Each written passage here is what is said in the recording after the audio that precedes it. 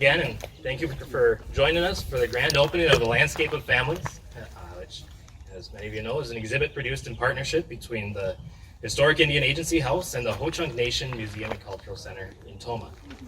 And we're looking forward to some amazing speakers, some singing and dancing, and some great food. But before we get into all that, I'd like to take a moment to thank those who have thus far been involved in this project.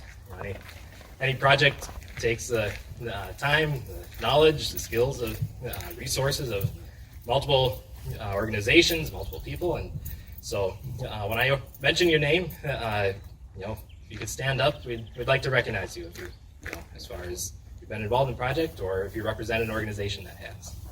So to start with, I'd like to thank the Wisconsin Humanities Council for supporting this project through a major grant. Colonel Heights is here today to represent the organization. And we thank you for your part in making this exhibit possible. The Humanities Council was joined by the Kohler Foundation, Sally and Michael Connolly, the Lens Foundation, and the Chipstone Foundation in, again, making this project a reality. As far as people who have lended their expertise, their knowledge to this project, I think Henning Darwin. This exhibit's made based on an 1832 Annuity Census, which we'll get into some of the background on that in a minute. But anyway, these names are written in Hoocąk as the Indian agent here heard them. And so these names were updated into the current Hoocąk spelling, which retains all the textures of a language which really isn't easily written in English. And so Henning was instrumental in helping us check those names and make sure that the names as they appear in this exhibit are the names that were the names of the heads of households who gathered here 190 years ago. We thank Shane Yellowthunder for his part in sharing his story for the online component of this exhibit, for also being willing to speak today. We'll be hearing from him in a few minutes. We thank Mr. Funmaker, Elliot Funmaker, and his singing and dance group, which will be performing this afternoon. Thanks for being willing to help out with this event. We thank Elena Terry and her group at Wild Berries, who will also be hearing from her in a few minutes. They're preparing some wonderful food for us pretty soon. We thank Peter Schrake, who helped with the historical part of this project, making sure that our historical facts are historical facts. And we thank Luke Sprague for also helping us with the oral history portion of this exhibit. That part's still in progress, and we're looking forward to sharing more as time goes on. We thank William Green, who made it here today. He helped us locate some of the documents involved in this exhibit project. We thank John Englam and all the volunteers who have made it possible to get ready for this program. I thank Ruth Ann Hellman for greeting guests, and we thank, last but definitely not least, Josie Lee of the Hoocąk Nation Museum and Cultural Center. She, without her knowledge, without her helping put together this project together, this would not have been a possibility. American horse. So we are going to be hearing from some of these folks in a few minutes, but before we get there, it's important to place the history and the topic of this exhibit in the time and history in which it happened. So again, this exhibit behind me is based on an 1832 annuity register, so to understand the history surrounding that, we have to start back 198 years, years 1826. The Hoocąk Nation is living from the north end of Lake Winnebago on down to south of Rockford, Illinois, over to the Mississippi on the west, up to the Black River, and pretty much everywhere in between. The Fox River just about a quarter mile that direction, the Wisconsin River about a mile that direction, and Rock River a little longer than that, south of here, where form the main transportational routes through this land. And the Hoocąk of 1826 were living in land that their ancestors had been on since time immemorial. Over time, over the centuries, millennia of living in Wisconsin, the Hoocąk encountered multiple people groups coming through here, multiple cultures. The In the last probably 400 or 500 years, we had the Ojibwa coming down from the north, the Potawatomi, the Sac and Fox, the Meskwaki. People coming through all the time. This portage here, the carrying place between the Fox and Wisconsin rivers, is known for being kind of this cultural crossroads where people, through travel, through trade, were always interacting here. Starting in the early 1600s, the Hoocąk coped with the arrival of European nations, first the French, then the British, and the Americans. Well, in 1826, the Hoocąk were encountering the arrival of a new people group, people who didn't seek to necessarily trade in this land or pass through, but to own it. These lead miners from originally the Missouri area and an ever-broadening radius as years went on, at first arrived in the Galena, Illinois area to tap into the mineral resources of the southern reaches of Hoocąk ancestral land.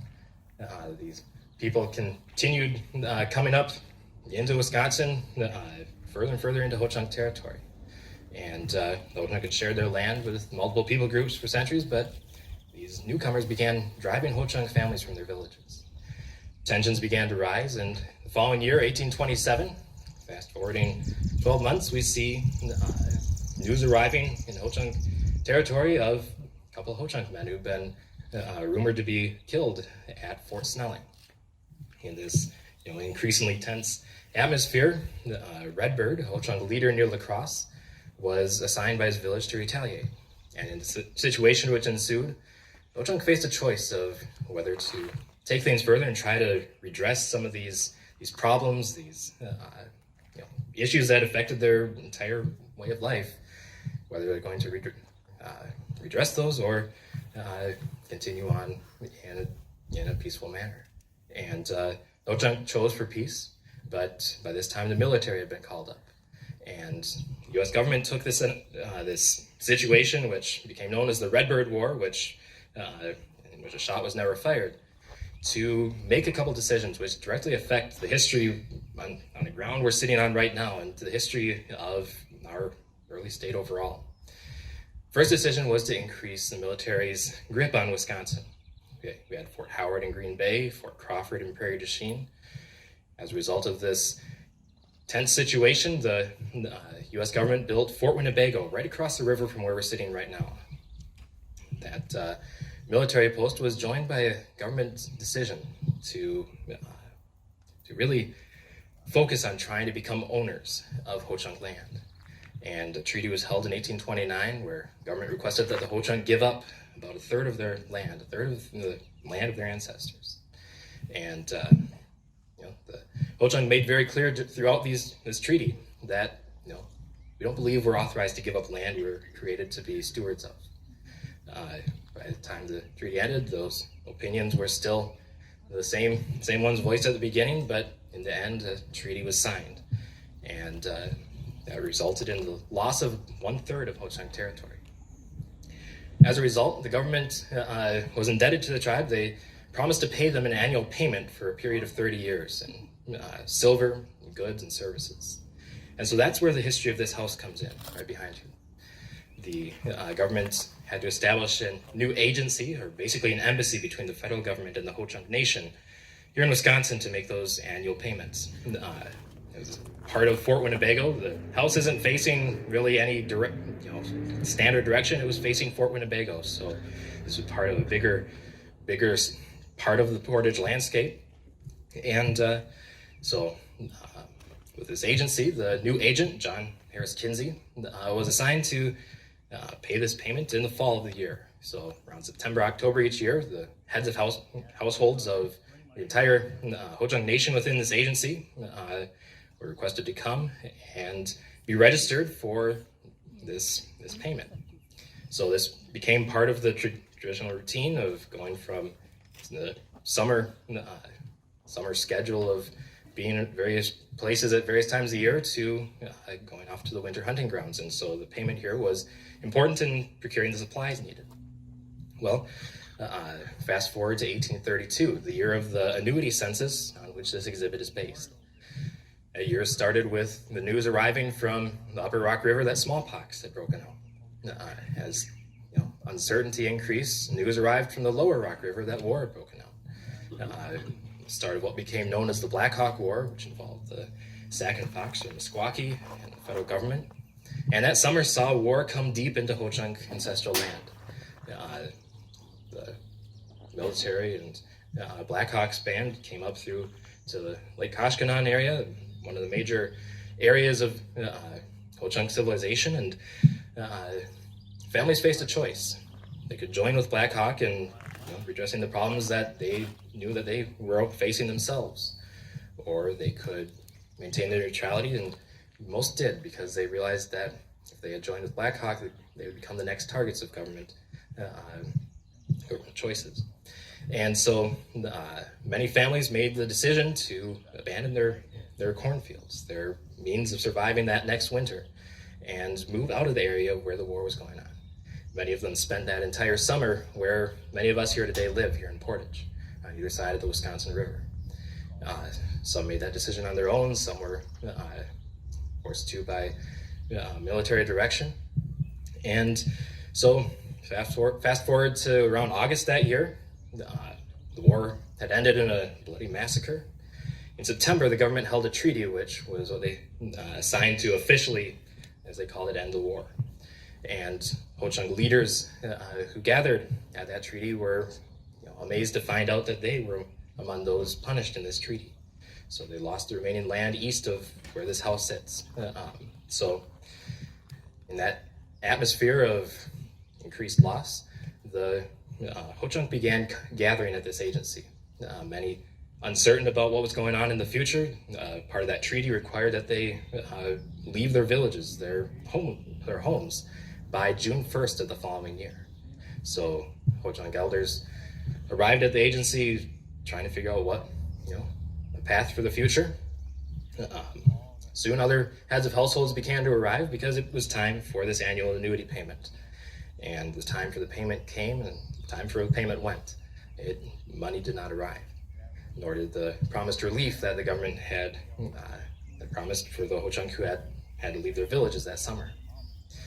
Well, come time about November, the annuity finally arrived. And on November 8th, 1832, the Indian agent here at the agency house, which was just nearing completion during that year, started making this payment. And in the process, he wrote down the names of every Hoocąk head of household in the Hoocąk language in which he heard them. He wrote down a number in each family. He wrote down the location of their villages, providing really an unparalleled look at the people who called most of southern Wisconsin and northern Illinois home in 1832. Well, this annuity was over, and this exhibit is based on those names that are left behind. And it's one of the things about this exhibit is thinking about what those people who are standing on the same place we're now sitting. 190 years ago, 440 Hoocąk heads of households were standing on the same ground we stand on now. And to think about those people in this pivotal moment in history, what was on their minds? Today we look back at history as something that happened in the past. We look back with benefit of hindsight on this history to learn from it. For them, this history was the future. Perhaps a frightening prospect of uncertainties, impending expulsions. So, thinking about what's on the minds of these people who gathered here, who's standing where we sit now, I doubt if any of them would have ever dreamed that 190 years later, many of their descendants, who many of our guests with us today are part of that history, their descendants would still be here today, a sovereign nation. And that's the important thing about this exhibit. It's not something entirely confined to the past. We look at the names of people who lived here 190 years ago, consider the story of what all they went through, and learn from that today. But we also see that the Hoocąk Nation made sure their story did not end with the story of the agency house, with the story of being expelled from their homeland. The Hoocąk Nation is still here today and as a tribute to resilience among multiple generations. Many of our guests are part of that heritage of resilience in the face of hardship. And we honor what you all have gone through in your own lives and what your ancestors went through. And so this exhibit is, it talks about a time in history, but a time that affects this continuing stories of people today. And as with the continuation of this exhibit story, heritage preservation is something that it's something that continues on into the future. And we're about to hear from three amazing folks, actually four if you include our presenters during the singing and dancing program. People who have dedicated their life's work to preserving their heritage. Our first speaker today will be Josephine Lee of the Hoocąk Nation Museum and Cultural Center in Tomah.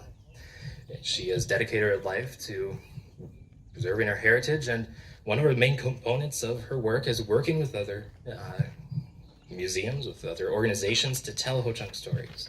And we're honored to have her be a part of this exhibit, and we're honored to have her be a part of this opening, and we thank her for her work. And we're looking forward to hearing more about what she does and why it's important to tell stories in collaboration with the people involved.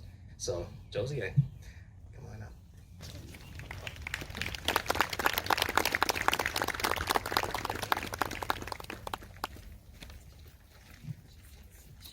Hello, everyone. Before I begin, I'm going to ask my big brother to say a prayer.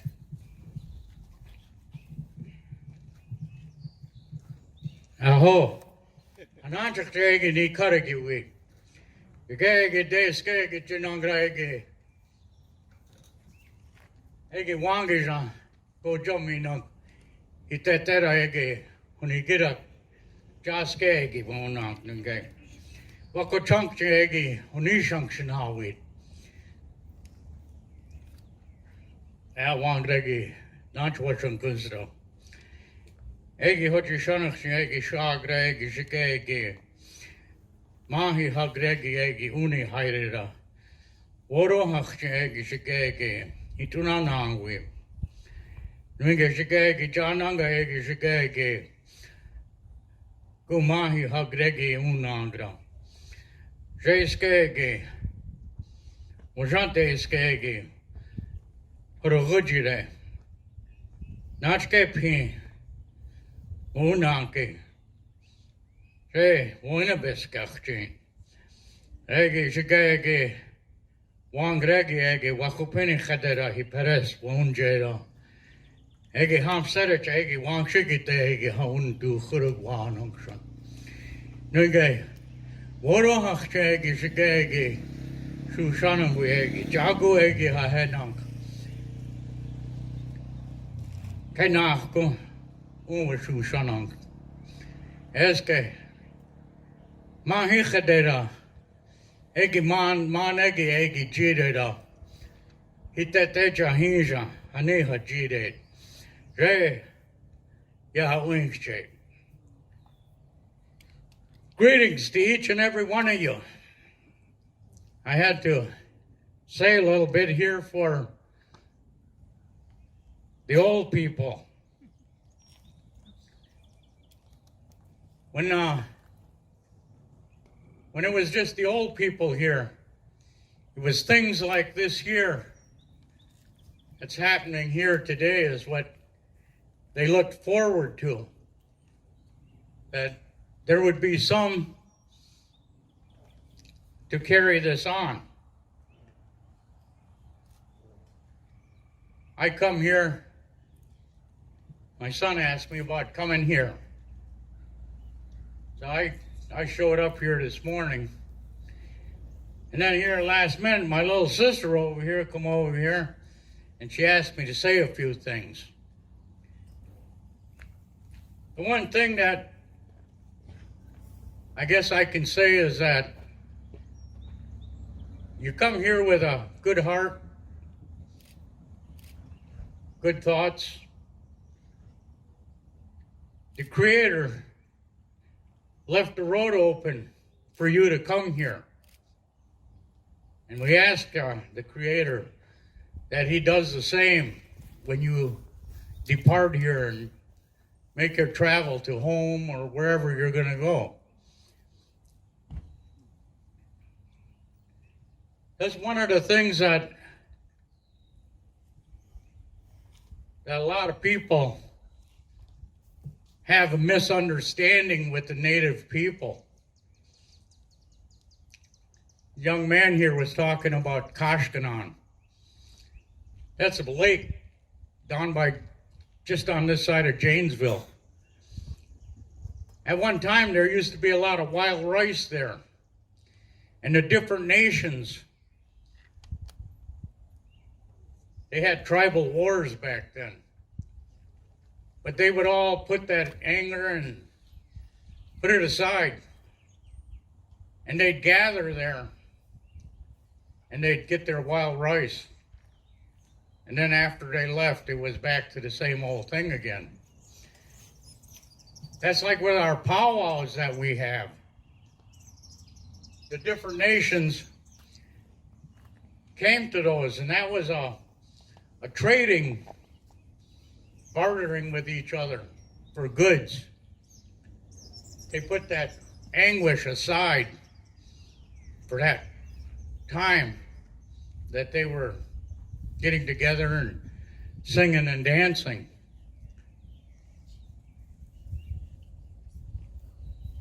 It'd be nice if the whole world could do that today. We see a lot of anguish and senseless killing, and the thing that I see most that causes a lot of that is a lack of spirituality. Back when I was a young man, you used to see carloads of people. They'd leave church and they'd go out and have dinner together, either at a house or they'd go to a restaurant. You don't see that no more. The young people, they've walked away from their spirituality. It's just like they don't have a God to pray to anymore. When you try to be your own God, it don't work out so well. And that's what we're seeing today. Not just here in the United States, but all over the world.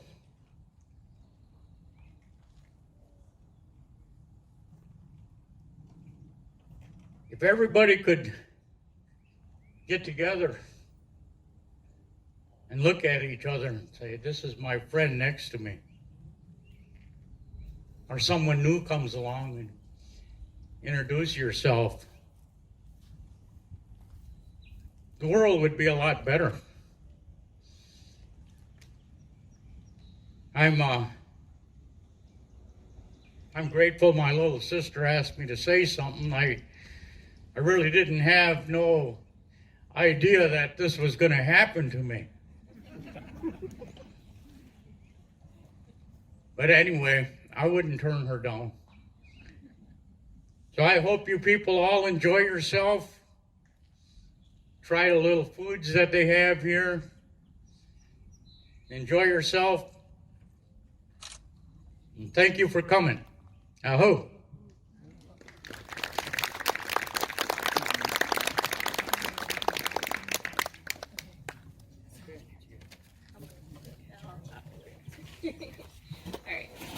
Thank you.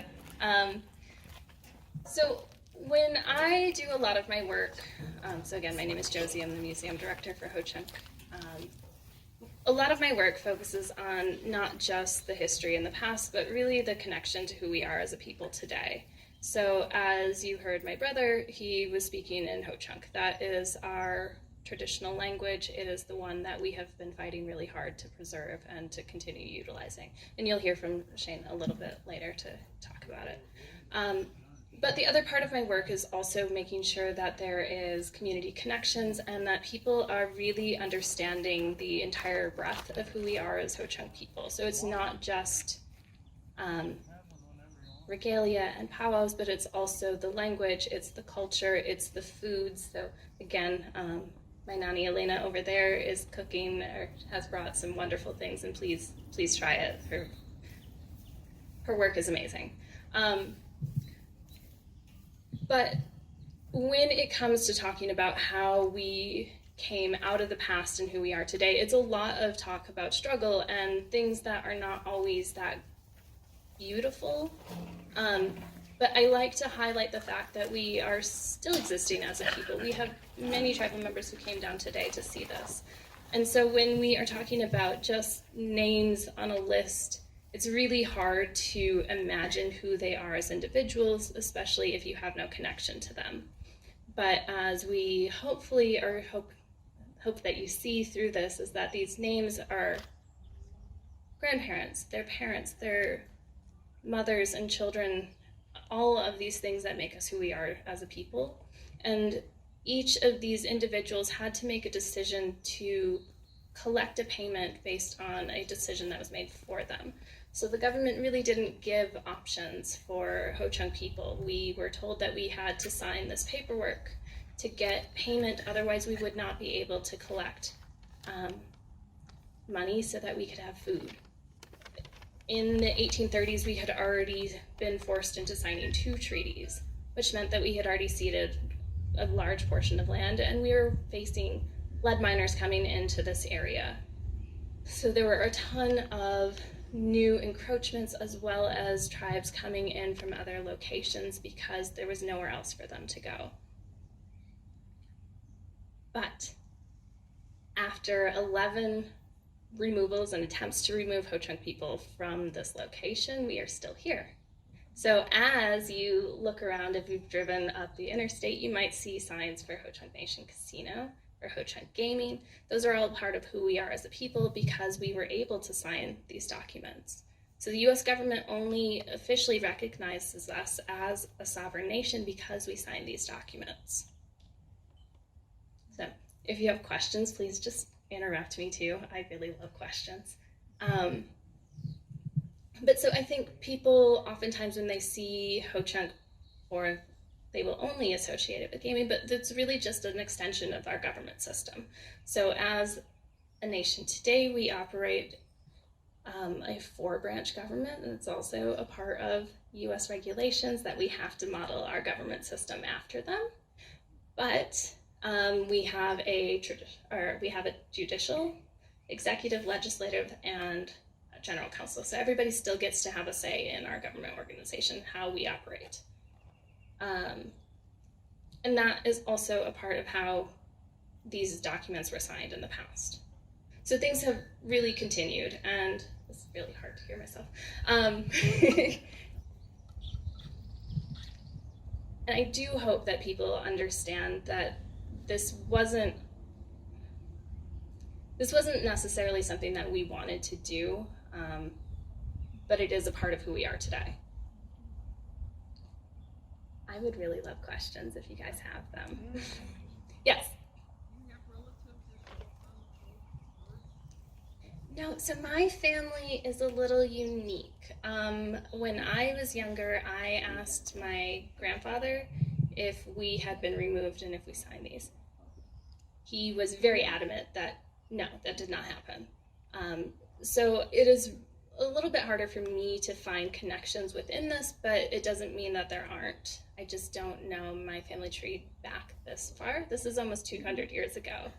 And I'm in my 30s, so it's a little harder to piece it for me. But my husband's family is listed in here. The other thing is that there were multiple sites that this was happening at the same time. So there were people that were recorded in Prairie du Chien rather than just here. So there was an option to travel based on what was closer for you. Yes? What's the encompassment of Hoocąk lands? I mean, what are the geographic regions? Today? Where is it today? Where was it then, for example? Oh, good. That's a good question. So if you bring out your hand map, if you trace from about Green Bay all the way out into Minneapolis, Minnesota, down along the Mississippi River to St. Louis, and then back up along Mississippi Rock River out to kind of Chicago, Milwaukee area, back up, that was all Hoocąk territory. And today we have tribal members that live all around the world, but the majority of our locations are still here within Wisconsin.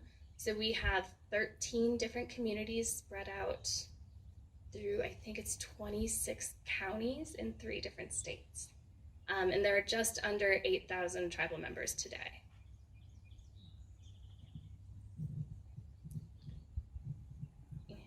Yes? Who made your awesome ribbon skirt? I did. It's beautiful. Thank you. Yes. Can you explain a little bit about the Winnebago, Nebraska, and the Hoocąk, Wisconsin? Sure. So during this removal period, it's called a removal period. It's really a forced expulsion of people from this land by the U.S. government. So Hoocąk people were taken from here 11 times and moved different locations. And one of the group that moved the most is in Nebraska today. They're called the Nebraska Winnebago. We were the Wisconsin Winnebago up until 1994, and then we transferred our name back through federal government documents to the Hoocąk Nation of Wisconsin. So we reclaimed our traditional name. But there is still a second group of Hoocąks that are in Nebraska today. They are still our relatives. They still speak the same language. We are still a part of the same culture. We just have geographic boundaries in between us. Okay. Oh yeah. When did you start documenting traditions as opposed to oral handouts? In terms of like writing things? Well, like, to document your lives, in older traditions, knowledge and information was passed down from generation to generation by word of mouth, correct? Yes, in part. So the other part is that we have, When did you start writing it down? well, I started writing when I was 6, but there are a number of things that have happened. So you can see different rock art sites along the Wisconsin River, which are also technically a written form of communication. So those accompany different stories. And so really it's not a transition from oral to written. It's more of a way that was forced. So in the 1890s or 1880s, Hoocąks were forced to send their children to boarding schools, and during that time they were forced to learn how to write. And so then there is a more drastic shift, I think is maybe what you're referring to. And so then things are being written more often just because that was a system put onto children. In terms of just general documentation, Hoocąks have been doing that as long as they could, and then the U.S. government has also taken it upon themselves to document us as much as they can as well. Okay, and then with that, why don't I actually ask Shane to come up and he can talk a little bit about the way that language is being preserved and documented today, and I think that was a great way to transition into that. Thank you.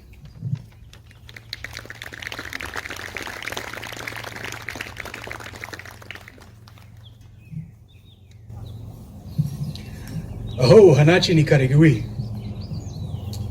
My name is Shane Yellowthunder. I work with the Hoocąk Language Division.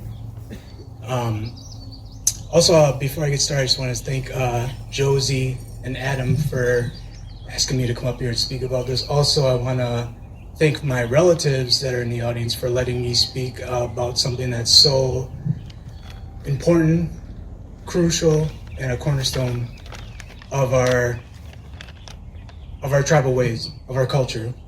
I don't know everything. I can only tell you what I do know.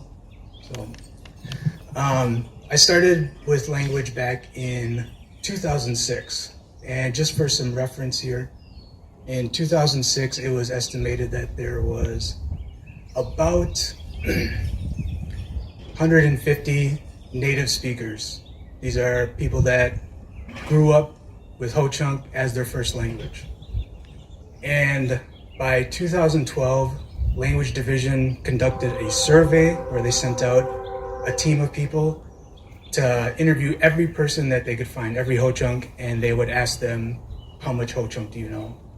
Are you fluent, basic fluent? Are you a passive speaker? That means, you can understand, but you can't speak. At that time, for native speakers, we had, I think it was just north of 100. And now it's 2022, and they estimate that it's about, we don't have an exact number, but around 50. I would say it's probably closer to 30, somewhere around there.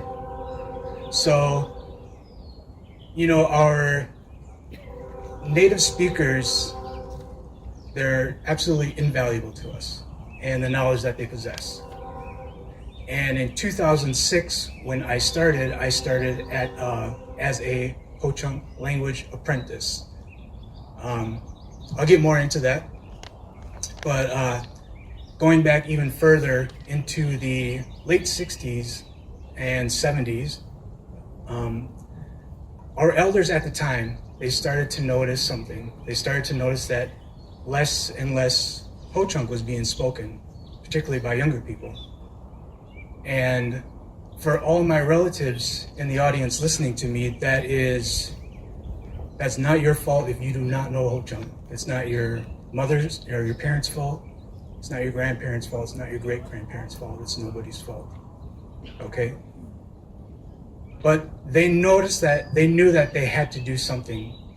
And by the time the 80s rolled around, they seen that it was just getting worse. There were even less people speaking Hoocąk.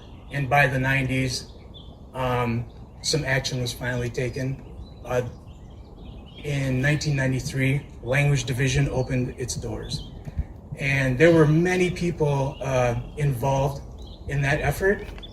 One of them was Kenny Funmaker, Wanahira. He was instrumental in getting the doors open for Language Division. But there were many people behind him too. There were people in the Hoocąk government, other elected officials, people in administration that helped as well. There were other native speakers in the community that were involved in getting the doors open. Also, Kenny Funmaker was the first division manager when they opened as well. So what they did at the time was that they started having community classes. We have Hoocąk communities down in Milwaukee, Madison, here in the Dells, Baraboo area, Toma, Black River, Rapids, Nakusa.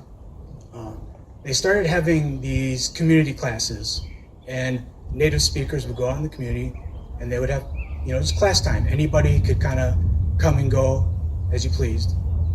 They also had what were called language nests, where families would actually get together in groups and a discussion would be led by a native speaker, and they would try to learn Hoocąk that way. Now this went on during the 90s, and then into the early 2000s, language kind of had to have an honest, discussion within themselves that, hey, we've been doing this for going on, 14, 15 years, and we have not created any basic fluent speakers. We haven't created, let alone any native speakers. So they had to shift gears a little bit. So that's when they came up with the idea, and there was another person that Adam mentioned, Henning Garvin, who was my coworker, and the efforts that he's made within the language division, I can't even put into words the job he's done. But it was him and his wife, Chalo Garvin, at the time. They proposed a Hoocąk language apprentice program. And the whole point would be, we would hire somebody and it would just be their job, 8 hours a day, 40 hours a week, to learn Hoocąk. That's it. We would pair them up with a speaker and they would just learn, and the apprenticeship would take 6 years. Now, I was in the very, very lucky position to be one of these people that was chosen in 2006. So much like how Cleland was up here, you know, speaking Hoocąk, and he gave you a little story as well. I did that every day for 6 years and absolutely loved every minute of it. Now, there were 6 of us all together, and by the end of my apprenticeship in 2012, I could at least say that I was a I had basic fluency. But also at the time in 2006, there was we started another program, and that was the Language Immersion Daycare. And it was the idea that we would try to get babies as young as we could. We'd put them in a daycare, and we would speak nothing but Hoocąk to them. So we had a 3-month-old, a 6-month-old, a 9-month-old. There was one of the other language apprentices there. She was taking care of them. And then we had 2 or 3 speakers at a time at the daycare as well. And this was going along the same time as the language apprentice program started. And I was lucky enough that they asked me, hey, do you want to work at the daycare? And I wasn't quite sure I wanted to do that. But I said yes, and I went there, and I don't regret it at all. We had 3 little babies there at first, and we spoke nothing but Hoocąk to them every day, all day, and then we spoke nothing but Hoocąk to each other. And of course, we had our elders there with us, and we were just learning from each other. It was a great environment. Of course, I still had to provide childcare, so I still had to feed and wipe noses and wipe butts and all that, and rock babies to sleep. But I enjoyed every minute of it. Best job I ever had in my whole life. Absolutely loved it. So that was going on, and I think every 2 years, the Hoocąk Language Apprentice Program picked up a new batch of language apprentices. So, as I said, every day I was either at the daycare or I was with my speaker. It was a great effort too. It wasn't the language apprentice program. It wasn't just like you're sitting in a class or you're sitting in a room with your speaker and you're just talking about different things. You were actually encouraged to go out and do stuff with them. I remember I was with my speaker and he wanted to go to Oklahoma for a week and he wanted me to go with. So I called my supervisor and I said, you know, I'm just going to take next week off, you know, use some vacation time because my speaker wants to go and he wants to take me with. And he said, no, you're on the clock. That's your job, is to be with him. He said, if he wants to sit in a car for, 16 hours on the way to Oklahoma, then you learn everything about driving in Hoocąk. If he wants to go fishing all day long, then you go fishing with him and you learn everything you can about fishing in Hoocąk. If he wants to ride roller coasters all day, you learn about riding roller coasters in Hoocąk. You learn about amusement park and carnivals and everything that goes with it. So that was my job until 2012, and I'm ever grateful that I was able to experience that. Unfortunately, in 2013, the daycare did close, but while we were open, it was amazing to see these little kids. By the time they were hitting 2 and 3 years old, they were starting to speak Hoocąk themselves. They were speaking spontaneously, and they could understand everything that the elder speakers, the native speakers, were saying to them. They could understand everything. So that was really something. Now, efforts started in the 90s, and now we're getting into 2012, 2013. A lot of those teachers in the community, they're getting on in age. It's hard for them to get out into the community and maneuver around and teach. So what we had is the language apprentices were starting to teach now. And now we're starting to teach in what we call the Hoocąk Language Pathways Program. Now in this program, as I mentioned before, when you went to Hoocąk language class, you just kind of showed up. You asked the speaker whatever you wanted to know, unfortunately, you didn't get a whole lot of, grammar or, detailed knowledge about the language. It was just a lot of memorization. But when we started the Pathways program, it was going to be, you're going to have a dedicated instructor. You had to be there. You couldn't not be there. The teacher actually took attendance. You got a grade. You were tested. So we've been doing that since 2018. And as our language apprentices graduate from their apprenticeship, they take on these instructor roles. Also, I'm going to back up to 2012. We were able to get Hoocąk language in the high schools. We got it in Wisconsin Dells and Black River Falls first at the time. So we're going along until, basically that was status quo until 2020. And then we all kind of know what happened in 2020. The effects of 2020 were devastating, not only to the Hoocąk Nation, but the whole world. We were caught like a deer in headlights. We didn't know how we were going to proceed, and we didn't know if we were going to even be able to proceed. But we knew we had to do at least two things. We had to protect our speakers. We had to tell them that you have to stay home. And then we also had to worry about the academic career of our high school students. And so I work with some great people. The instructors, they made it through the high school year of 2020, and our speakers, they stayed home and they learned how to operate in the digital space. They learned how to meet online. They learned how to use computers. And I couldn't be more proud of them. So the rest of us were left wondering, well, what are we going to do? Pathways stopped as well because that was a community class and we couldn't go out in the community anymore. So what were we going to do? It was a scary time for everybody, and especially us at language. And now it was a scary time for our people as well, as it was just for everybody else. But we wanted to let people know that, hey, we are here. We're here with you. And we're not leaving, we're not going anywhere. So we started a program called Hoite. Now Hoite is spelled H-O-I-T-E. Hoite means language in Hoocąk. And we use the acronym Hoite for Hoocąk Online Independent Targeted Exercises. This was an independent class. This was held totally online.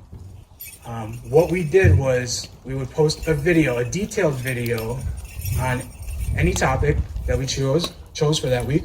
On Wednesdays, we would have an eminent speaker session. We would have our eminent speakers come online and interact with our students. On Thursdays, then we would have a dedicated instructor class where our instructor would meet with students and teach the lesson. So we have that going on, and that's still going on today.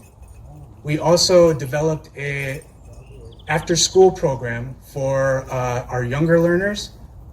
We have a woman who works with us. Her name is Lisa Cabazos, and she specializes in K through 5th education, and she does an after-school program on Tuesdays and Wednesdays. She posts activities for young learners to do. And on Wednesdays, she translates a children's book into Hoocąk, records a video of it, and then posts that online for our learners as well. Now that we're in the digital space, Pathways program has picked back up. And before it was kind of slow moving when we were out in the community and we had to, actually go out there, send our instructors out there, and they would come back. We would do one class at a time, take a break, then do another class. But now things are running much more efficiently now that we do them online. And we're running 2 classes per instructor, and we're just doing classes back to back to back to back. Once one class ends, the next one starts. So that is where we are at right now with our revitalization attempt. We are actually producing more content right now than we have in probably close to 15 years. We produce content every day and weekly. So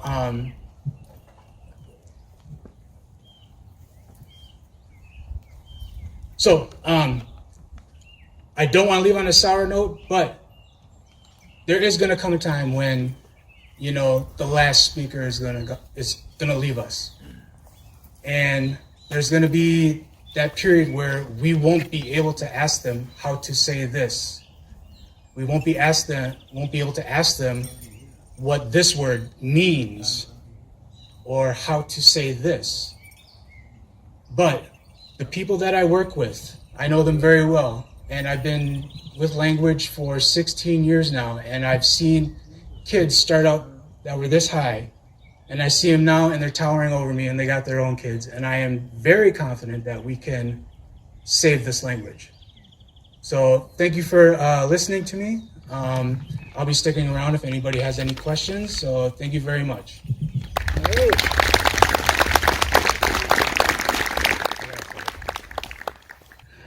Aho, Isa Kishina, Ikaragi we know. Age Mogi Sagaga, Higare no. I'd like to welcome each and every one of you here today to Portage. Back in the day, this was the place. Today, it's that place today. I want to welcome you, and I'm glad that each and every one of you decide to not watch cartoons and come over here today. Back in the day, we were talking about that, me and my wife. You know, we used to get up in the morning, Saturday, boy, run to the TV and watch cartoons for a couple hours anyway. You can watch cartoons every day now. Anyway.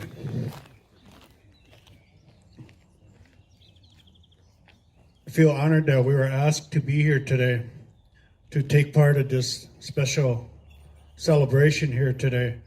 And one of the things that we've been here before, and today is another homecoming for us, and there's a lot of history going on here, and I'm pretty sure that you guys got history coming out of your eyeballs right now, and I want you to take those eyeballs and rest up a little bit, and we're gonna go through back in time a little bit, and we're gonna show you a couple of our dances. We're gonna talk about our regalia.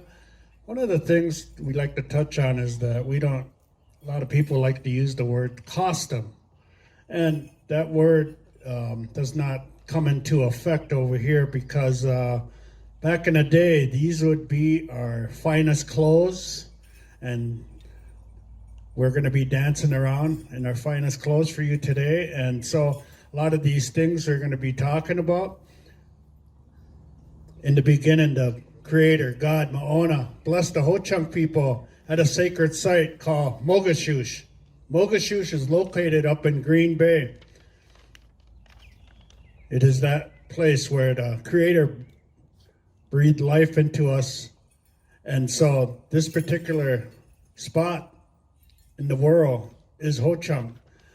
They keep telling everybody that wants to listen that we came from China or somewhere around over there, and our stories put us here. So we keep telling you what happened, and hopefully somebody will write that down in a history book and write that down for all these kids to learn. And so that's kind of one of the things that we do. We go around educating non-natives and also natives that wasn't growing up. And so we try to do these presentations to help each and every one of you, not only as a good neighbor, but as a good friend and a fellow Wisconsinite. And so at this time, we're going to come in with our Hoocąk grand entry. We're going to ask Justice to come on in there. The grand entry. Please rise at this time.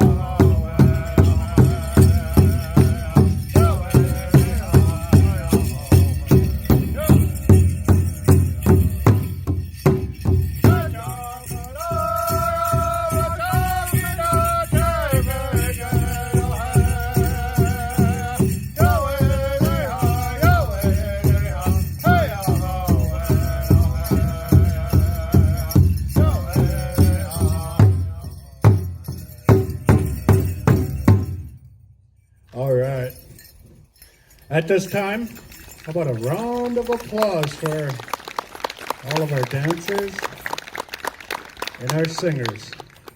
At this time, we're going to be rendering the Hoocąk flag song. Please stay standing if you can physically able to. At this time, the Hoocąk flag song.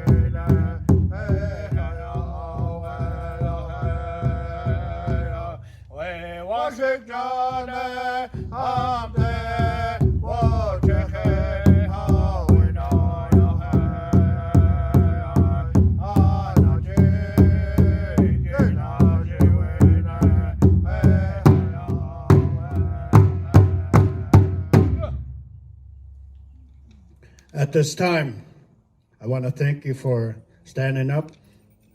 The Hoocąk Nation is very honored to honor all of our veterans. Some of our veterans did not come back from overseas. We honor our veterans in order to preserve our way of life. At this time, we are now going to honor all of our veterans. If we have some veterans out there, you can come on into our circle and take part of it. If not, that's okay. But this song is for you and your family. So at this time, Hoocąk Nation Veteran Song. Ahoo!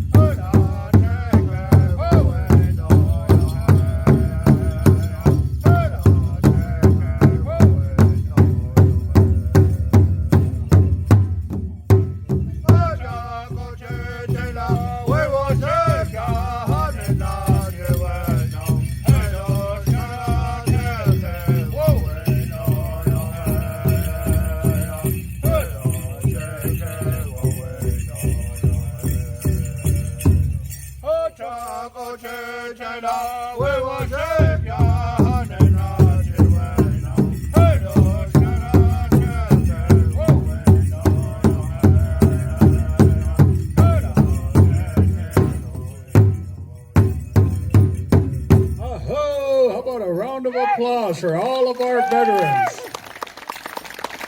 Thank you very much for your time and service. Ahoo.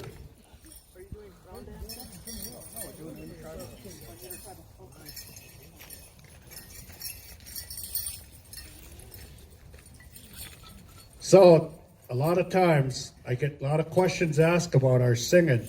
What are you guys yelling around about? That's one of the first things they always ask me. So these songs have been passed on from generation to generation. The big drum is a whole new ball game here. That comes with the War Dance Society, the Hoocąk Society. That means a hard way of life. There's only you come into the circle and you belong to the circle, and it honors all of the veterans. So when you go to a powwows, that is the beginning of honoring our veterans. So we come a long way. We got the big drum from the Omaha tribe.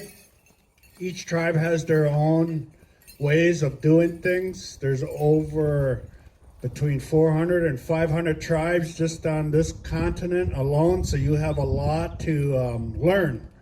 And so the little knowledge that you pick up here today, when you go over to North Dakota, it all goes out the window and you start all over again. So just because we're Indians, we don't know what's going on in the Boston area or down in LA. So those are one of the questions a lot of people like to ask, oh, you're Indian, what are they saying? Well, yeah, they're talking in their own language, So these things here, you have to kind of put two and two together, like in school where they told you not to tie your shoes together and stuff like that, stuff like that. You got to kind of think now, you guys, I know that you guys are getting up there in age, but, it hasn't hit yet. All kidding aside. Our next dance, we're going to be bringing out our dancers out here. It's called the Intertribal. And we're going to be singing a couple songs here. And no, we're going to sing one song for the Intertribal. And so we have other tribal members out there from different nations. This song is for all of our visitors. If they want to come out here and dance, you can. You just have to pay the drum $500. That's all. And I don't take that credit card stuff. So the PayPal, that ain't my pal. Cash is king. So, I'll get in aside again. We're going to be doing the Intertribal at this time. Wahoo!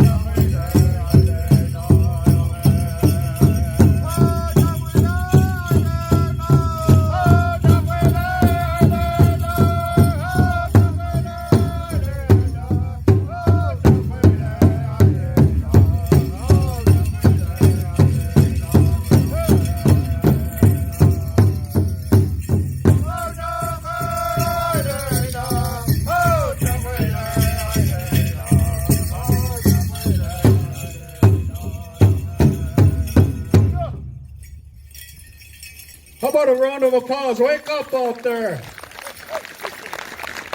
Oh, you guys are awake. And I don't mean to interject, but there's food ready here, so as you listen, feel free to filter over and get some food and keep enjoying the beautiful music and dancing. Well, at least you guys get to eat.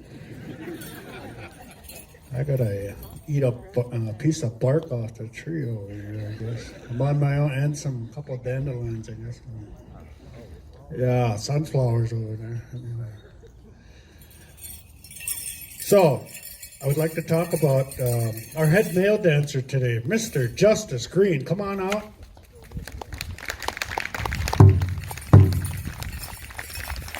Mr. Justice Green is a member of the Hoocąk Nation. He was an iron worker. He's retired. Give him a round of applause for that. And All the stuff you see, he made everything on his regalia outfit. Let's start up on top with the feathers. The feathers are from a golden eagle, the tail. It's the most sacred feather, the most sacred bird that we use. Carries our thoughts and our prayers to the Creator. And you get those from a veteran who has been in combat and also been wounded. And so that's where he got his from. And so those plumes on the side there are from the tail too. And he's got a head roach up there. The head roach is made out of porcupine guard hair. The red stuff is from the white-tailed deer. Everything is made into headgear, tied down. And then so he's got very beautiful colors going on there. Oh, I thought he was walking over to the water or something. Getting a drink of water or swim or something over there. Anyway, and then he's got his headband on there. He's got a lot of, he's using the very finest beads you can use, a lot of cut beads or what those are called, and they really catch the sun. And he's got a choker. A choker is a first form of body armor. If you would go to war now, back in the day, that choker would help you survive another day because it would protect your neck. And if get shot in the neck with an arrow or get stabbed by a spear or a knife, it'll deflect and you'll be able to sing another song another day. Then he's got his beautiful looking shirt going on there. His mom made that for him. Isn't that nice? Anyway, he's got his breastplate, again, body armor. It's made out of bone. And then he's got his belt, beaded belt. And then his side drops, beaded side drops. He's got his breechcloth going on there with, what you call it around there, the rawhide, the buckskin.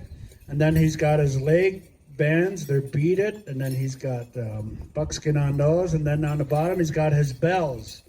His bells are to let you know he's coming down the street here. And then he's got his Angora goat hair. Looked like he scalped somebody, but that's not the case. It's an awful, poor little innocent goat, I guess. And then we got those, he's got his beaded moccasins going on there. And then he's got his protection. He's got his snapping turtle shield going on there. And then he's got his fan from the, that's a regular bald eagle, immature bald eagle. And then his bustle in the back there. One bustle is a traditional dancer that's made out of a golden eagle there. We get our eagles from the Eagle Depository bank over there in Minnesota. That's where, so we fill out a probably about a 5,000 page request. We send that in. 4 or 5 years later, you get a notice, the government, and then they send us the eagle. And that's how we get our eagles. We just don't go outside and start blasting away here. It's against the law. And Hoocąks abide by the law. So, and then he's got his war club there. If you got somebody that don't want to behave, just let me know. I'll have him go over to take care of him. He might have a little headache. Oh, I've got pointed over there, yeah. So at this time, he's going to be showing you either how he goes to war or how he goes out to hunt for game for the village. So at this time, the exposition for the men's traditional, 3 times through. Oh.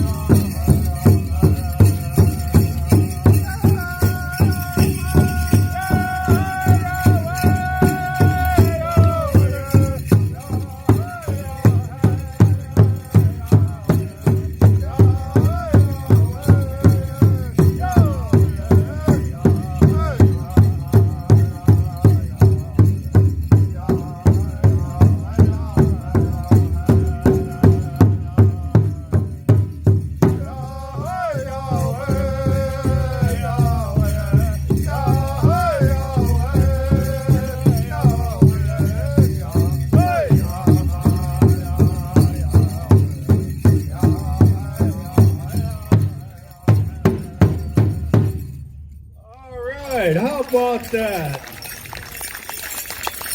So one of the things on when you're dancing here is as soon as the drum beats, you got to take off and keep in step, and then the end of the song, of course, the drum beat ends. You have to stop at the same time.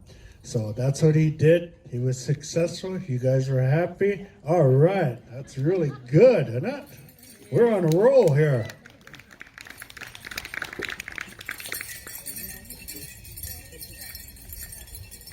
At this time, I'm going to ask our head female to come on out. That's not mine. Yeah, it's probably him. You want us both or just? No, just you for it, man. Okay. No, she's gonna talk about hers. All right, so this is Mary Funmaker. She's my wife, and she likes here, and she's the boss at the house. She likes it. She'll throw that rolling pin at me if I don't abide by the rules.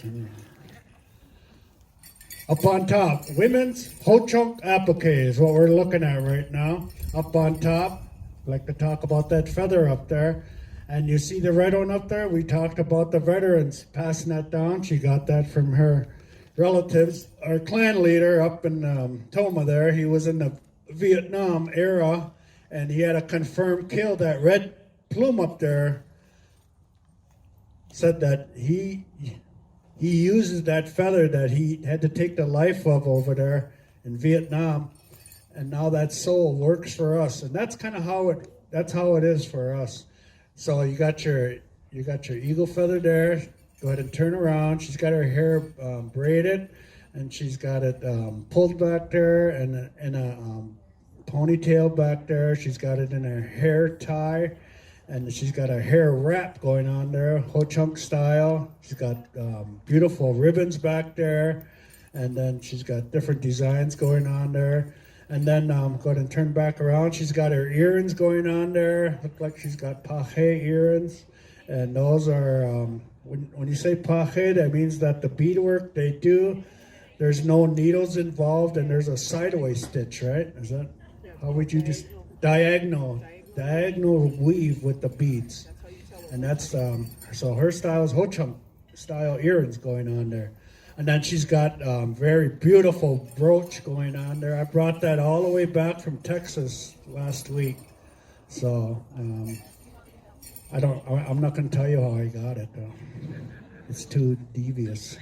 Anyway, her beautiful blouse she made. She's got all her good looking shells, beads. They're very beautiful. And then she's, on the bottom of her shirt, she's got Canadian coins. Is that what that is? Yeah. Canadian or, yeah. Anyway, so those are, and then she's got a yarn belt going on there.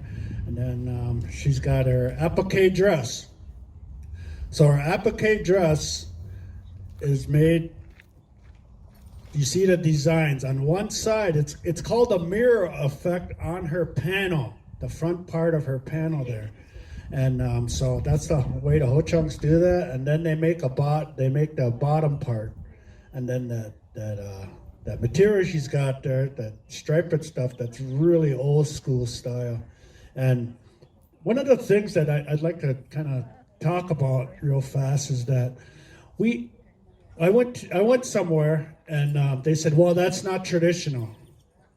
Well, if we had color beads and we had all of these things to work with, we use everything that we can in our regalia. So if Walmart was alive back then, we'd still be going over there for all, to jazz up our stuff. And so all of our gear, we try to make it good looking to please the eye. And so whether you think it's traditional or not, we're just going with the flow, like the different color beads, the different color feathers. You see all these different things. So I just kind of wanted to touch on that real fast. Mary's got some Hoocąk style moccasins going on there. You see this style if you go to a powwow, you'll see that's Hoocąk applique. And then she's got her dress. And then she's got her fan. At this time, Mary's going to be demonstrating the dance style of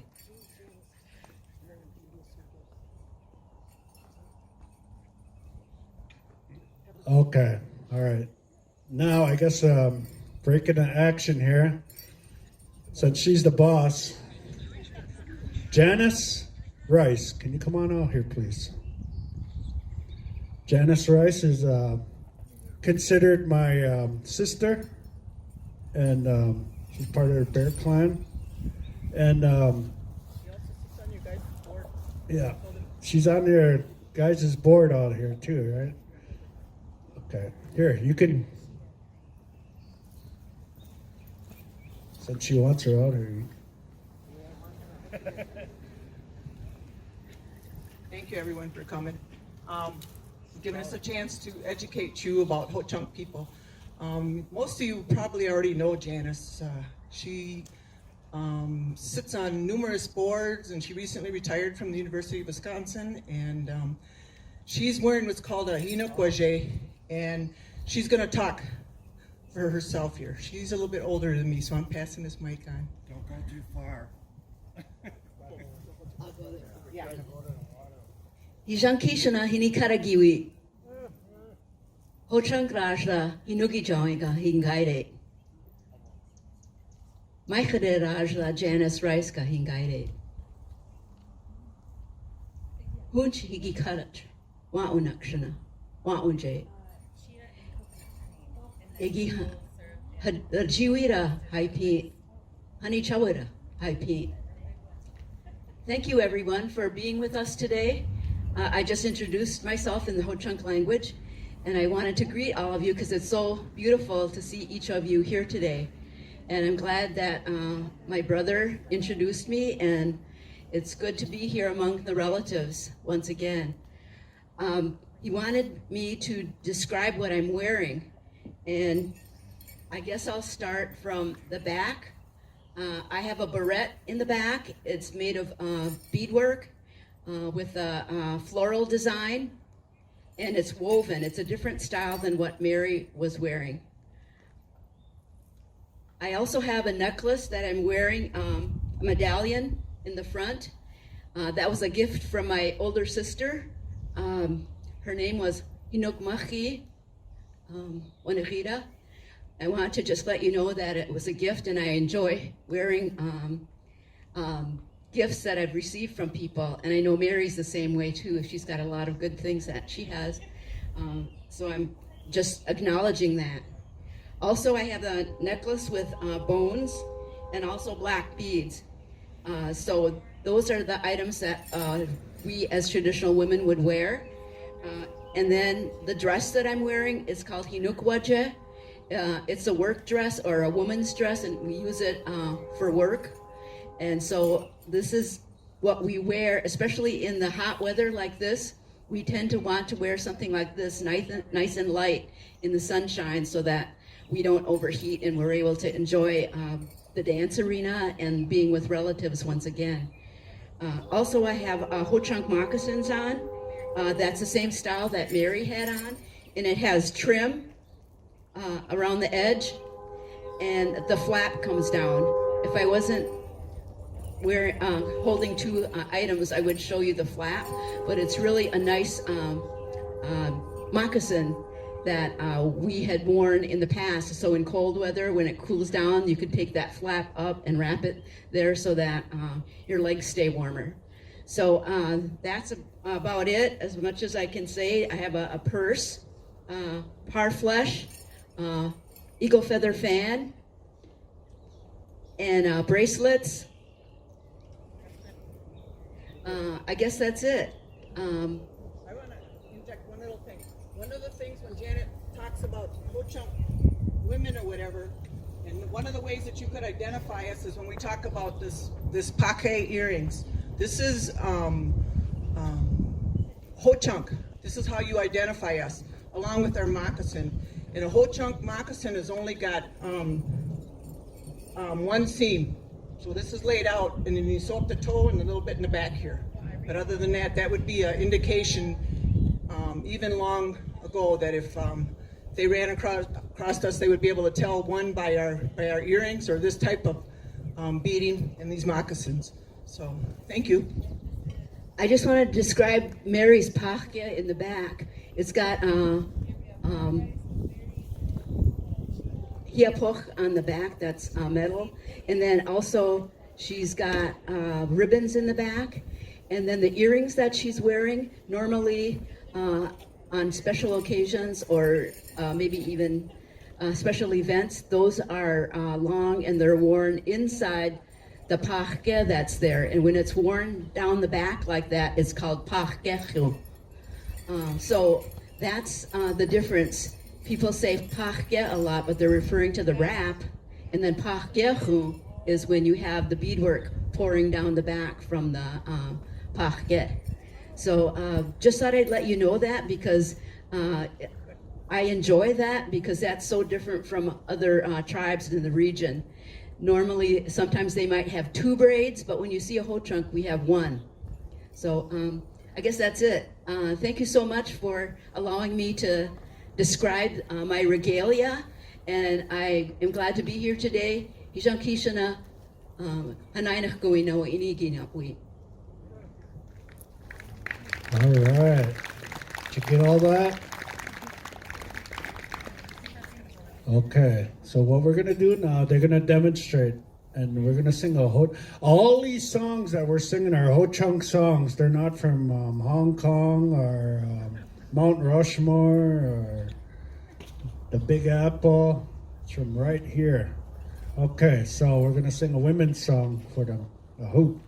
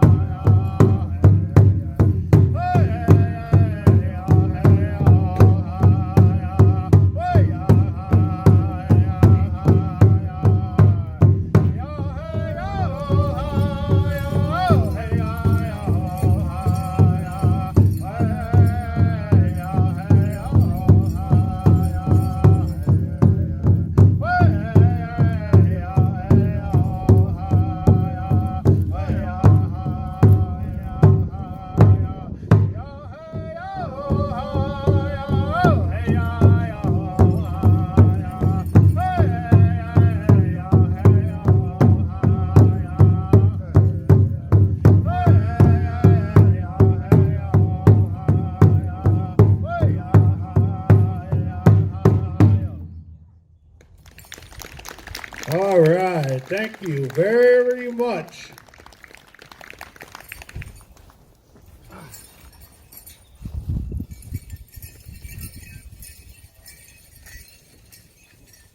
I want to talk about my regalia right now. I want to talk about my headband, or my war bonnet I got on. So my war bonnet consists of 2 war bonnets. The feathers come from 2 war bonnets. They were made back in the 1950s. My father, Ken Funmaker Sr., and his father, Harry Funmaker, had part of the had the same war bonnet, and then Harry Funmaker's adopted brother, Earl Pass Sr., I combined both headdresses and made one. And I wear the headdress not because I'm a chief. I'm not saying that. I'm wearing it to honor all of my Bear Clan relatives. And so I'm showing you part of my regalia. And so this is a family heir passed down. So just kind of wanted to let you know. I got my glasses from Walgreens, I think. And then my wife made the shirt. No. Actually, I got this from my aunt, Sharon, over there with the stand. She might have a shirt for you guys over there. Go run over there.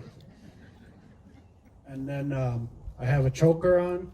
And then my medallion here, 3-tier. I got that from one of my daughters, Angie Hensley.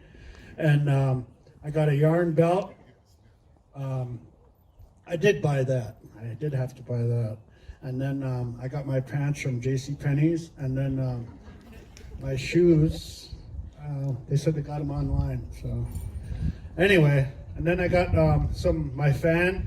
One of the feathers come from my dad's. My dad passed on back in '08, and so all the stuff that I received, I use all the time for these educational purposes and stuff. And so I just kind of wanted to let everybody know that I asked these guys to wear the war bonnets today just to honor our ancestors. In no way are we chiefs, but my uncle over here, he's got some rights over here, so he doesn't ever use them, but I just kind of wanted to let you guys know that. At this time, we're going to come to an end, and then what we're going to do right now is we're going to have a two-step, or round dance. So, I'm going to ask our dancers to come on out. We need a little drum beat, round dance.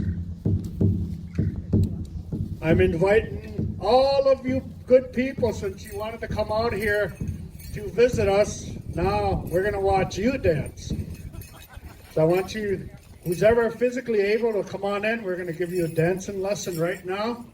Where's the drum beat? Okay, so you're gonna show them how to dance. The males go one way, the females go the other way. So come on out. Otherwise, I'm gonna have to start pulling people out. Let's go. This is your event. Come on now. You ain't that hot.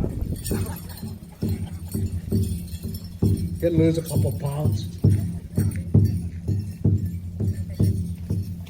I thought I seen an American horse running around. What happened to her? Come on out. This is a round dance, folks. This is going to be, then after that, we're going to go into our questions and answers. That's going to be it.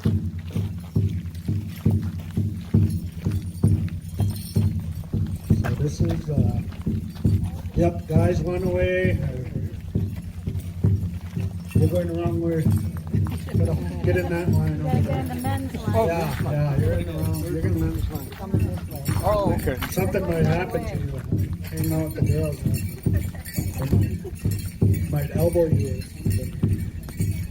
Boy, you guys are getting down just relax a little bit more. You guys are. Just relax. Let your arms kind of go a little bit. Relax your shoulders. All right, so we're gonna go. It's called a round dance.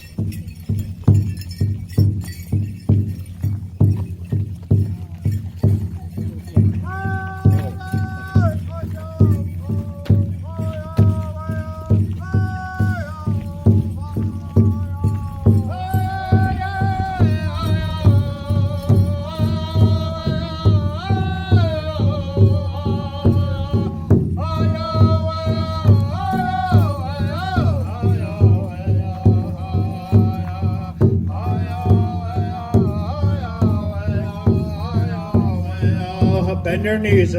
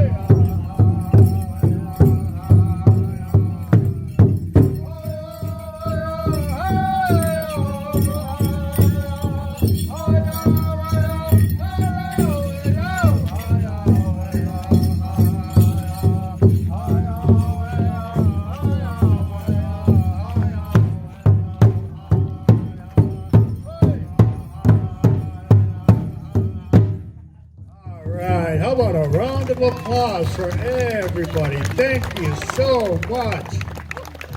You guys did good. You guys are going to work for me next show, okay? Get you some applique, bustle, roach. Yeah. Okay, yeah, okay, earrings. So, are we done? Did you want me to go around questions and answers? If you'd like to, I'd just like to take a moment to thank you. Just wanted to thank you for this amazing performance. Wisconsin Dells Singers and Dance Troupe of the Hoocąk Nation. And thank you all for coming. In a minute here we'll hear from the wonderful lady who's prepared the wonderful food you've been having. But in the meantime, we got a question and answer time. So if you have questions for any of these folks, I'll hand it back to you.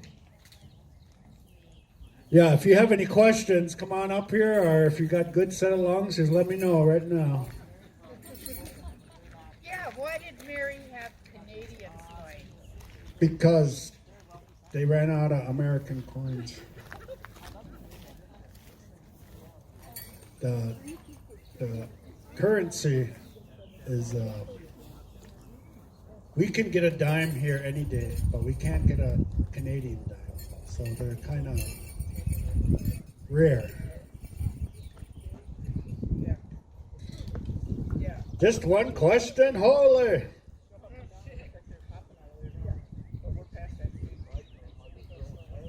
I got another one. Oh, another one. In Green Bay, is that like the headquarters? Is there a museum there? No. There's a Packer museum that I got my football over there. The headquarters is located up in Black River Falls. That's our tribal offices over there. We have a young lady over here that's involved in the museum aspect. Maybe she can come over here and spill her guts out or something here and let us know what's going on with that particular project. She did talk about it, but she can speak for herself. And yeah, so she'll tell you more about that part. So, any other questions? You guys know about powwows? Oh, there's one back. I'm sorry, can you say that again, please? Do you still have a warrior culture? You're looking at it right now. We're doing it. This is it. This is it. Yes, this is all, and that's what I told you guys right from the beginning. This is warrior orientated. This is what we do. It's all geared to the warriors.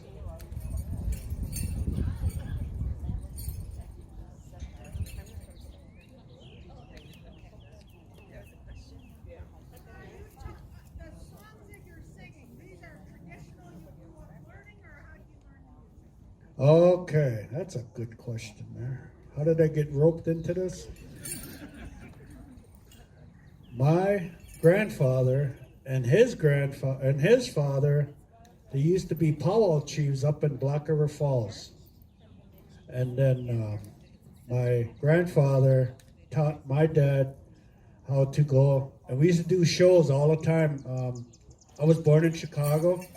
And I remember doing a lot of shows at Soldier Field and a lot of different areas over here. And then we had, so everything was passed down, all the songs, all the dances, all the narrative, everything was passed down.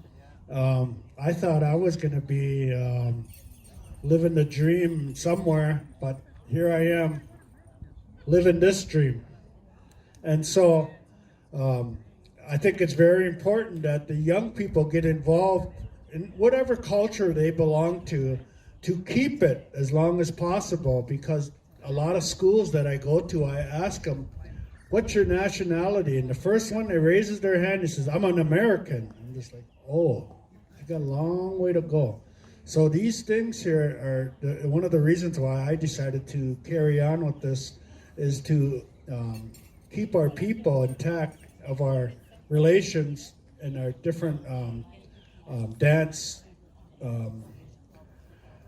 and drum and cultural awareness. Does that answer your question? Okay. Right. So I heard there was a question about the museum. So currently we are not open to the public. In 2020, at the end of the year, we had a fire in the building next door. So I am still in charge of making sure that all of the renovations are complete, and if all goes according to plan, we will be able to open again by fall of this year. Plans don't always work out, but hopefully that's where we're heading to. In the meantime, it's why I love doing exhibit work like this. So this is part of extending our reach outside of a single physical building into a place where people can see more about Hoocąk culture in places that they are more familiar with. The other thing is that I have been working with the Field Museum. So there's a new exhibit opening at the Field Museum next weekend, which will also talk about the removal history of Hoocąk people.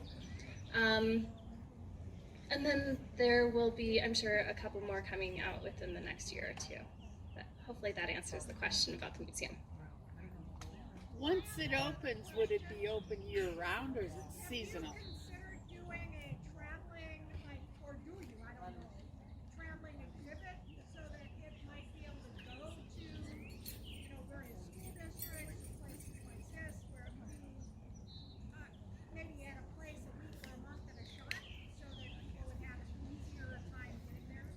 Yeah, so I have done multiple traveling exhibits in the past. None that are currently traveling right now, but it is something that has happened. When we do open our doors, it will be year-round, with exhibits changing on probably about a 6-month basis. All right. Is that enough? Get enough information there? And if not, to go back over there and she'll give you a bowl of something over there and help you out. We appreciate you folks bringing this. Thank you very much. I really appreciate that. My crew appreciates that. At this time, I want to announce our dancers. The head male dancer, Mr. Justice Green.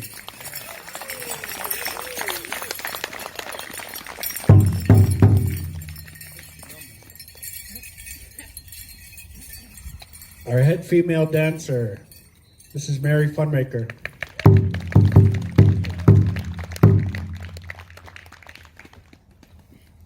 And our Gaga in charge over there, Janice Rice. The head singer today is my uncle, Mr. Alan Cloud.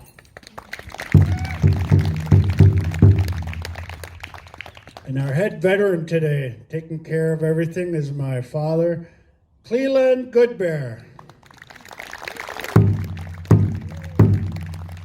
My name is Elliot Funmaker Sr. It was a pleasure being your MC today. I hope I didn't offend any of you. If I did, too bad. Hang in there. And there's always another show. Anyway, I want to thank each and every one of you here today that came over here. I know that you could have been at the beach sunning yourselves, but you came over here today. We're going to sing you a traveling song. So at this time, we'll be available for pictures after this. We're only going to charge $5 a picture, that's all. But thank you very much. I'm kidding.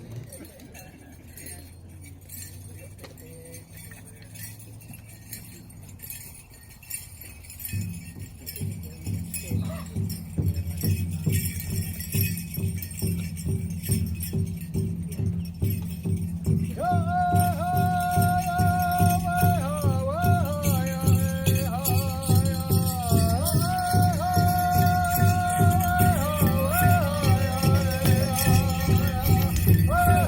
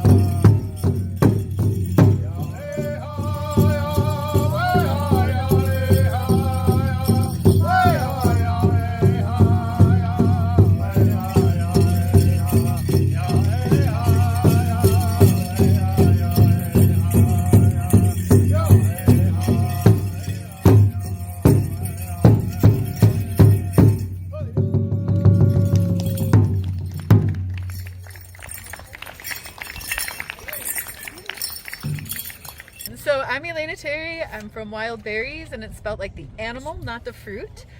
We do indigenous cooking throughout really the state of Wisconsin and beyond, but our main hub is Wisconsin Dells and Dane County, Black River Falls. We do promoting our indigenous foods in ways that can relate to our greater community while supporting organic practice agriculture and traditional food systems. So we have some seed cookies here that are made out of pepitas and sunflowers and maple syrup with strawberry jam. We have some traditionally hand-parched wild rice from Bemidji area with fresh berries and coconut chia cream. And then we have some maple popcorn here. And we did have blue corn tortillas with black beans, but they're gone now, so thank you.